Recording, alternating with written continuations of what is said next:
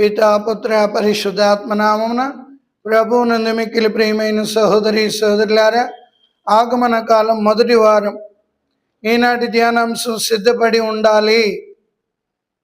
ఎవరెవరైతే సిద్ధపడి ఉంటారో వారు దేవుని యొక్క రాజ్యంలోనికి ప్రవేశించగలుగుతారు. ఎవరెవరైతే సిద్ధపడి ఉంటారో ప్రభుతో ఎత్తబడగలుగుతారు. ఎవరెవరైతే సిద్ధపడి ఉంటారో వారి జీవితాల్లో ప్రభు ప్రవేశిస్తారు.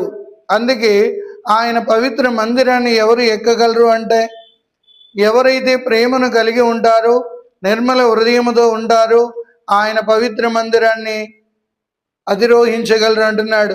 ఇక రెండవది, మీ కర్రలను మీ కత్తులను నలగగొట్టండి అంటే దీని అర్థం ఏమిటి అని చూసినట్లయితే, ఇక యుద్ధాలు చేయవలసిన పని లేదు.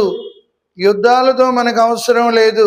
ఎందుకంటే శాంతికరుడైన దేవుడు మన కొరకు జన్మించబోతున్నాడు. కాబట్టి శాంతియుత బిడ్డలుగా తయారవ్వాలి. అందుకే మత్తయి శుభవార్త 5వ అధ్యాయంలో చూస్తున్నాం, శాంతి స్థాపకులు ధన్యులు, వారు